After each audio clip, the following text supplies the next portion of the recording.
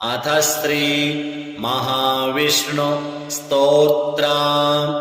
सूत उवाच ते गत्वा देवदेवेशं रमानाथं जगद्गुरुं विष्णुं कमलपत्राक्षं ददृशु प्रभयान्वितं स्तोत्रेण तुष्टुर्भक्त्या गद्गदस्वरसत्कृताः जय विष्णो रमेशाद्य महापुरुषपूर्वज दैत्यारे कामजनक सर्वकामफलप्रद महावराह गोविन्द महायज्ञस्वरूपक महाविष्णो ध्रुवेशाद्य जगदुत्पत्तिकारण मत्स्यावतारे वेदानाम् उद्धाराधाररूपक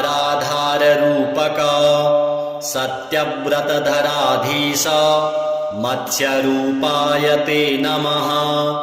जयाकूपारदैत्यारे सुरकार्यसमर्पक अमृताप्तिकरे सान कूर्मरूपाय ते नमः। जयादिदैत्यनाशार्थम् आदिशूकररूपधृक् मह्योद्धारकृतोद्योग कोलरूपाय ते नमः। नारसिंहवपुः कृत्वा महादैत्यं ददारयः करजैर्वरदृप्ताङ्गं तस्मै नृहरये नमः। वामनं रूपमास्थाय त्रैलोक्यैश्वर्यमोहितं बलिं सञ्चलयामास तस्मै वामनरूपिणे। दुष्टक्षत्रविनाशाय सहस्रकरशत्रवे रेणुकागर्भजाताय जामदग्न्याय ते नमः। दुष्टराक्षसपौलस्त्य शिरच्छेदपटीयसे श्रीमद्दाशरथे तुभ्यं नमोऽनन्तक्रमाय च। कंसदुर्योधनाद्यैश्च दैत्यैः पृथिवीशलाञ्छनैः भाराक्रान्तां महीयोषा उज्जहार महाविभुः। धर्मं संस्थापयामास पापं कृत्वा सुदूरतः तस्मै कृष्णाय देवाय नमोऽस्तु बहुधा विभो। दुष्टयज्ञविघाताय पशुहिंसानिवृत्तये बौद्धरूपं दधौ योऽसौ तस्मै देवाय ते नमः। म्लेच्छप्रायेऽखिले लोके दुष्टराजन्यपीडिते कल्किरूपं समादध्यौ देवदेवाय ते नमः। दशावतारास्ते देव भक्तानां रक्षणाय वै दुष्टदैत्यविघाताय तस्मात् त्वं सर्वदुःखहृत् जय भक्तार्तिनाशाय।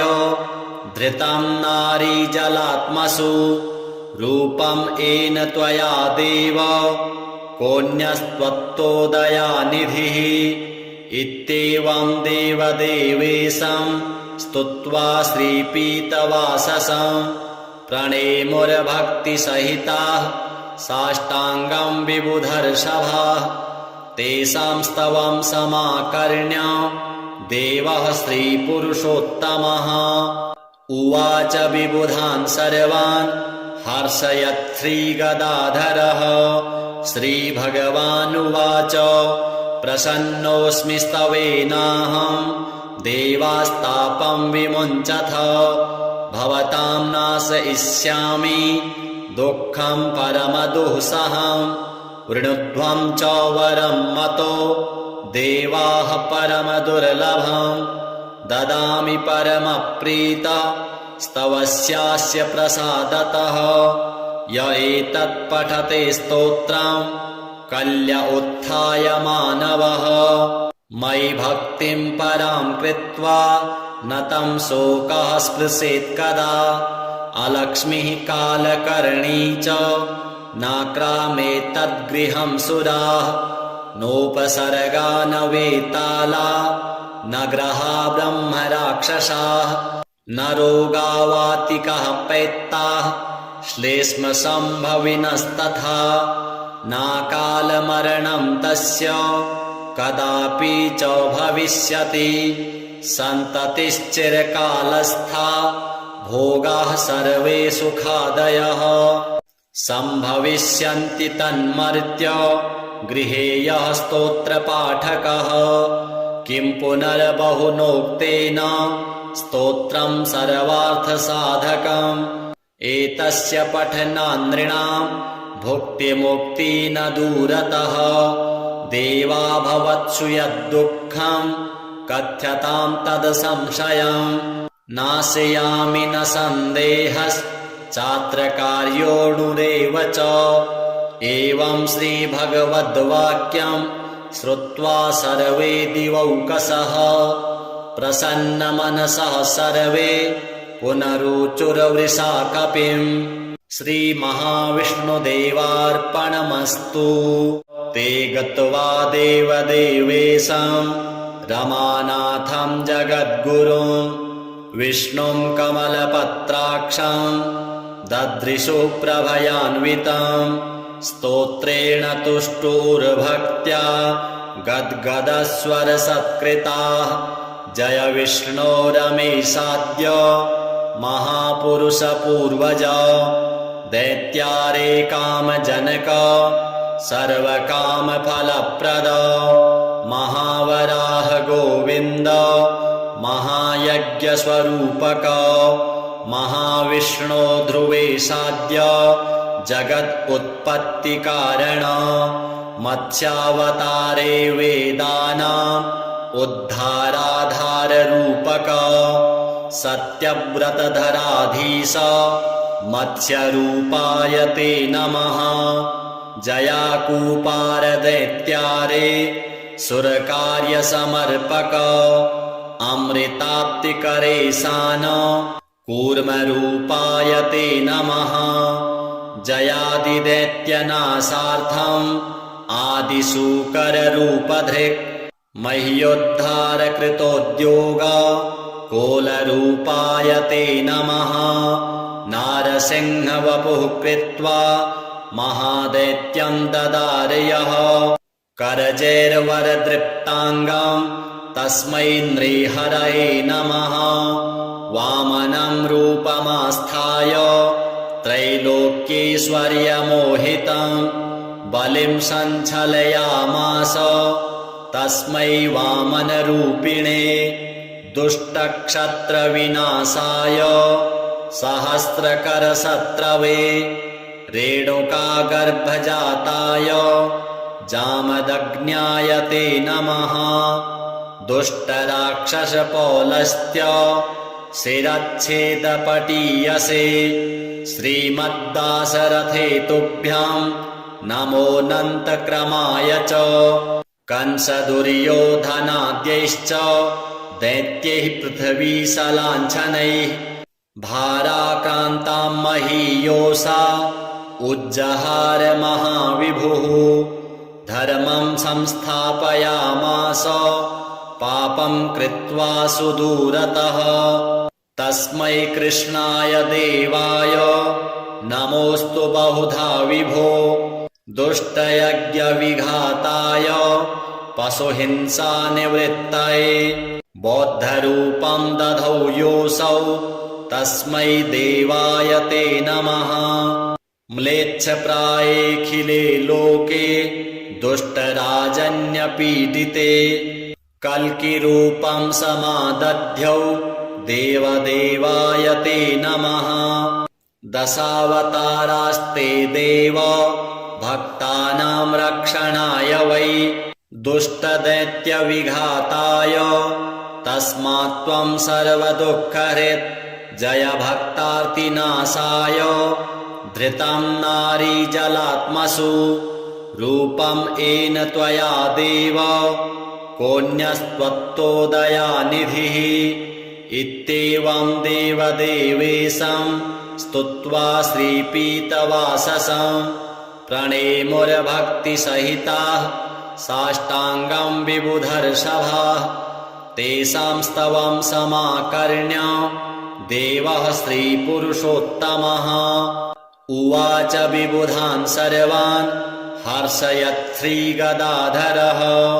श्रीभगवानुवाच प्रसन्नोऽस्मि स्तवेनाहं देवास्तापं विमुञ्चथ भवतां नाशयिष्यामि दुःखं परमदुःसहं वृणुध्वं च वरं मतो देवाः परमदुर्लभं ददामि परमप्रीत स्तवस्यास्य प्रसादतः य एतत् पठते स्तोत्रं कल्य उत्थाय मानवः मयि भक्तिं परां कृत्वा न तं शोकः स्पृशेत् कदा अलक्ष्मीः कालकर्णी च नाक्रामेतद्गृहं सुराः नोपसर्गा न वेताला न ग्रहा ब्रह्मराक्षसाः न रोगावातिकः पैत्ताः श्लेष्मसम्भविनस्तथा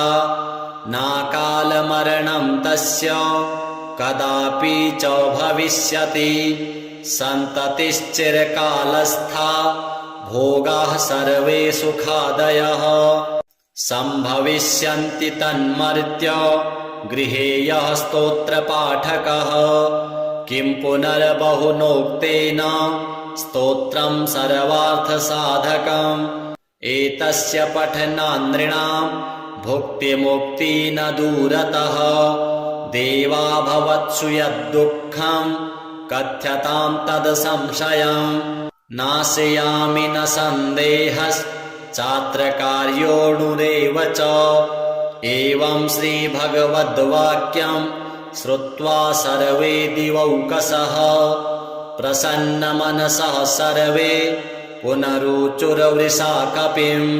श्रीमहाविष्णुदेवार्पणमस्तु ते गत्वा देवदेवेशं रमानाथं जगद्गुरुं विष्णुं कमलपत्राक्षं ददृशु प्रभयान्वितं स्तोत्रेण तुष्टुर्भक्त्या गद्गदस्वरसत्कृताः जय विष्णो रमेशाद्य महापुरुषपूर्वज दैत्यारे कामजनक सर्वकामफलप्रद महावराह गोविन्द महायज्ञस्वरूपक महाविष्णो ध्रुवेशाद्य जगत्पुत्पत्तिकारण मत्स्यावतारे वेदानाम् उद्धाराधाररूपक सत्यव्रतधराधीश मत्स्यरूपाय ते नमः जयाकूपारदैत्यारे सुरकार्यसमर्पक अमृताप्तिकरे सान कूर्मरूपाय ते नमः जयादिदैत्यनाशार्थम् आदिशूकररूपधृक् मह्योद्धारकृतोद्योग कोलरूपाय ते नमः नारसिंहवपुः कृत्वा महादैत्यं ददारयः करजैर्वरदृप्ताङ्गं तस्मै नृहरये नमः वामनं रूपमास्थाय त्रैलोक्यैश्वर्यमोहितं बलिं सञ्चलयामास तस्मै वामनरूपिणे दुष्टक्षत्रविनाशाय सहस्रकरशत्रवे रेणुकागर्भजाताय जामदग्न्याय ते नमः दुष्टराक्षसपौलस्त्य शिरच्छेदपटीयसे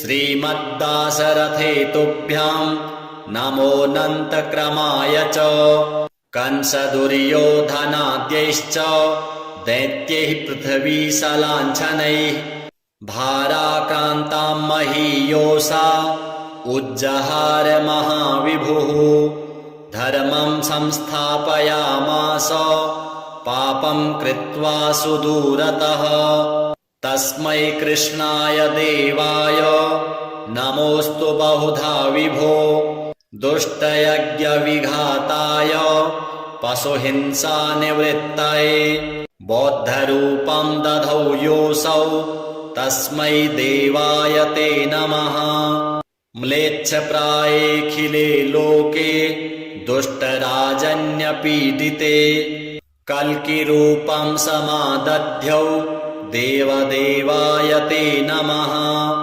दशावतारास्ते देव भक्तानां रक्षणाय वै दुष्टदैत्यविघाताय तस्मात् त्वं सर्वदुःखहृत् जय भक्तार्तिनाशाय धृतं नारीजलात्मसु रूपं येन त्वया देव कोऽन्यस्त्वत्तोदयानिधिः इत्येवं देवदेवेशं स्तुत्वा श्रीपीतवाससं प्रणेमुर्भक्तिसहिताः साष्टाङ्गं विबुधर्षभाः तेषां स्तवं समाकर्ण्य देवः श्रीपुरुषोत्तमः उवाच विबुधान् सर्वान् हर्षयत् श्रीगदाधरः श्रीभगवानुवाच प्रसन्नोऽस्मि स्तवेनाहं देवास्तापं विमुञ्चथ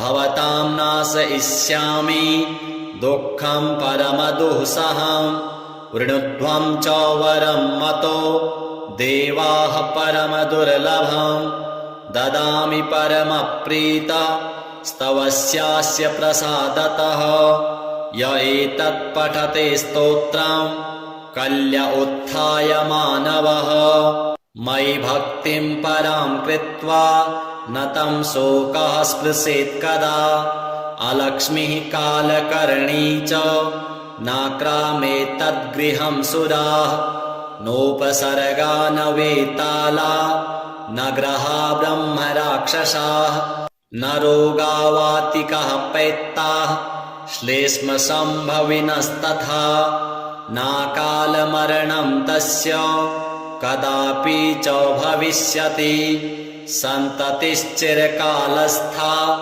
भोगाः सर्वे सुखादयः सम्भविष्यन्ति तन्मर्त्य गृहे यः स्तोत्रपाठकः किं पुनर्बहुनोक्तेन स्तोत्रं सर्वार्थसाधकम् एतस्य पठनान् नृणां भुक्तिमुक्ति न दूरतः देवा भवत्सु यद्दुःखं कथ्यतां तद्संशयं नाशयामि न सन्देहश्चात्र कार्योऽणुरेव च एवं श्रीभगवद्वाक्यं श्रुत्वा सर्वे दिवौकसः प्रसन्नमनसः सर्वे पुनरुचुर्वृषा कपिम् श्रीमहाविष्णुदेवार्पणमस्तु ते गत्वा देवदेवेशं रमानाथं जगद्गुरुं विष्णुं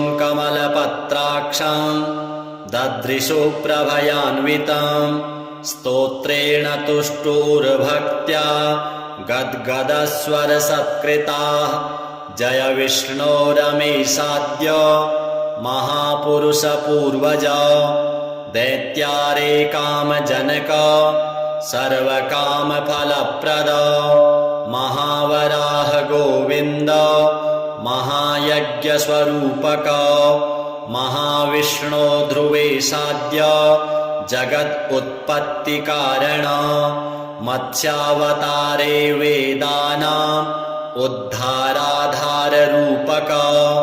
सत्यव्रतधराधीश मत्स्यरूपाय ते नमः जयाकूपारदैत्यारे सुरकार्यसमर्पक अमृताप्तिकरे सान कूर्मरूपाय ते नमः जयादिदैत्यनाशार्थम् आदिशूकररूपधृक् मह्योद्धारकृतोद्योग कोलरूपाय ते नमः नारसिंहवपुः कृत्वा महादैत्यं ददारयः करजैर्वरदृप्ताङ्गं तस्मै नृहरये नमः वामनं रूपमास्थाय त्रैलोक्यैश्वर्यमोहितं बलिं सञ्चलयामास तस्मै वामनरूपिणे दुष्टक्षत्रविनाशाय सहस्रकरशत्रवे रेणुकागर्भजाताय जामदग्न्याय ते नमः। दुष्टराक्षसपौलस्त्य शिरच्छेदपटीयसे श्रीमद्दाशरथे तुभ्यां नमोऽनन्तक्रमाय च। कंसदुर्योधनाद्यैश्च दैत्यैः पृथिवीशलाञ्छनैः भाराक्रान्तां महीयोषा उज्जहार महाविभुः। धर्मं संस्थापयामास पापं कृत्वा सुदूरतः तस्मै कृष्णाय देवाय नमोऽस्तु बहुधा विभो। दुष्टयज्ञविघाताय पशुहिंसानिवृत्तये बौद्धरूपं दधौ योऽसौ तस्मै देवाय ते नमः। म्लेच्छप्रायेऽखिले लोके दुष्टराजन्यपीडिते कल्किरूपं समादध्यौ देवदेवाय ते नमः। दशावतारास्ते देव भक्तानां रक्षणाय वै दुष्टदैत्यविघाताय तस्मात् त्वं सर्वदुःखहृत् जय भक्तार्तिनाशाय। धृतं नारीजलात्मसु रूपं येन त्वया देव कोऽन्यस्त्वत्तोदयानिधिः। इत्येवं देवदेवेशं स्तुत्वा श्रीपीतवाससं प्रणेमुर्भक्तिसहिताः साष्टाङ्गं विबुधर्षभाः। तेषां स्तवं समाकर्ण्य देवः श्रीपुरुषोत्तमः उवाच विबुधान् सर्वान् हर्षयत् श्रीगदाधरः। श्रीभगवानुवाच प्रसन्नोऽस्मि स्तवेनाहं देवास्तापं विमुञ्चथ भवतां नाशयिष्यामि दुःखं परमदुःसहं। वृणुध्वं च वरं मतो देवाः परमदुर्लभं ददामि परमप्रीत स्तवस्यास्य प्रसादतः। य एतत् पठते स्तोत्रं कल्य उत्थाय मानवः मयि भक्तिं परां कृत्वा न तं शोकः स्पृशेत् कदा। अलक्ष्मीः कालकर्णी च नाक्रामेतद्गृहं सुराः नोपसर्गा न वेताला न ग्रहा ब्रह्मराक्षसाः न रोगावातिकः पैत्ताः श्लेष्मसम्भविनस्तथा नाकालमरणं तस्य कदापि च भविष्यति। सन्ततिश्चिरकालस्था भोगाः सर्वे सुखादयः सम्भविष्यन्ति तन्मर्त्य गृहे यः स्तोत्रपाठकः। किं पुनर्बहुनोक्तेन स्तोत्रं सर्वार्थसाधकम् एतस्य पठनान् नृणां भुक्तिमुक्ति न दूरतः। देवा भवत्सु यद्दुःखं कथ्यतां तद्संशयं नाशयामि न सन्देहश्चात्रकार्योऽणुरेव च। एवं श्रीभगवद्वाक्यं श्रुत्वा सर्वे दिवौकसः प्रसन्नमनसः सर्वे पुनरुचुर्वृषा कपिं। श्रीमहाविष्णुदेवार्पणमस्तु। ते गत्वा देवदेवेशं रमानाथं जगद्गुरुं विष्णुं कमलपत्राक्षं ददृशु प्रभयान्वितं स्तोत्रेण तुष्टुर्भक्त्या गद्गदस्वरसत्कृताः। जय विष्णो रमेशाद्य महापुरुषपूर्वज दैत्यारे कामजनक सर्वकामफलप्रद महावराह गोविन्द महायज्ञस्वरूपक महाविष्णो ध्रुवेशाद्य जगदुत्पत्तिकारण मत्स्यावतारे वेदानाम् उद्धाराधाररूपक सत्यव्रतधराधीश मत्स्यरूपाय ते नमः जयाकूपारदैत्यारे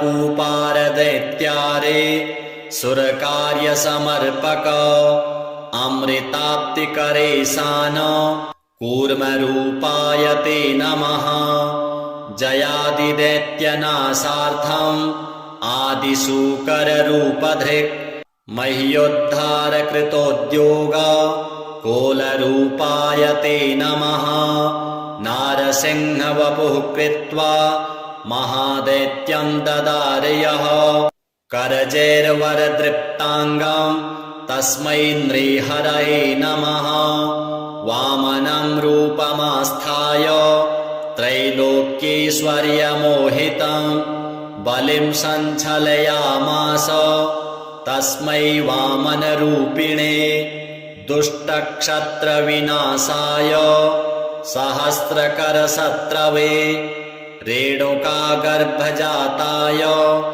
जामदग्न्याय ते नमः दुष्टराक्षसपौलस्त्य शिरच्छेदपटीयसे श्रीमद्दाशरथे तुभ्यां नमोऽनन्तक्रमाय च कंसदुर्योधनाद्यैश्च दैत्यैः पृथिवीशलाञ्छनैः भाराक्रान्तां महीयोषा उज्जहार महाविभुः धर्मं संस्थापयामास पापं कृत्वा सुदूरतः तस्मै कृष्णाय देवाय नमोऽस्तु बहुधा विभो दुष्टयज्ञविघाताय पशुहिंसानिवृत्तये बौद्धरूपं दधौ योऽसौ तस्मै देवाय ते नमः म्लेच्छप्रायेऽखिले लोके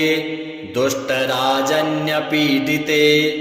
कल्किरूपं समादध्यौ देवदेवाय ते नमः दशावतारास्ते देव भक्तानां रक्षणाय वै दुष्टदैत्यविघाताय तस्मात् त्वं सर्वदुःखहृत् जय भक्तार्तिनाशाय धृतं नारीजलात्मसु रूपं येन त्वया देव कोऽन्यस्त्वत्तोदयानिधिः इत्येवं देवदेवेशं स्तुत्वा श्रीपीतवाससं प्रणेमुर्भक्तिसहिताः साष्टाङ्गं विबुधर्षभाः तेषां स्तवं समाकर्ण्य देवः श्रीपुरुषोत्तमः उवाच विबुधान् सर्वान् हर्षयत् श्रीगदाधरः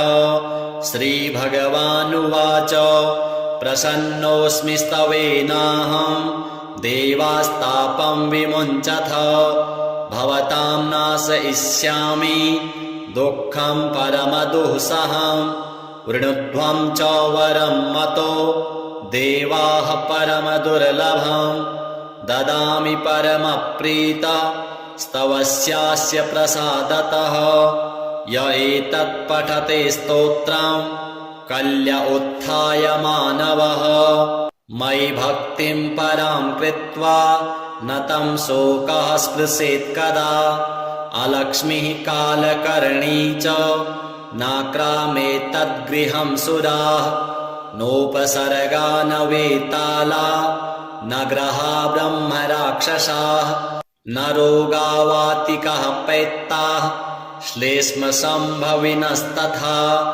नाकालमरणं तस्य कदापि च भविष्यति सन्ततिश्चिरकालस्था भोगाः सर्वे सुखादयः सम्भविष्यन्ति तन्मर्त्य गृहे यः स्तोत्रपाठकः किं पुनर्बहुनोक्तेन स्तोत्रं सर्वार्थसाधकम् एतस्य पठनान् नृणां भुक्तिमुक्ति न दूरतः देवा भवत्सु यद्दुःखम् कथ्यतां तद् संशयम् नाशयामि न सन्देहश्चात्र कार्योऽणुरेव च एवं श्रीभगवद्वाक्यम् श्रुत्वा सर्वे दिवौकसः प्रसन्नमनसः सर्वे पुनरुचुर्वृषा कपिम्। श्रीमहाविष्णुदेवार्पणमस्तु।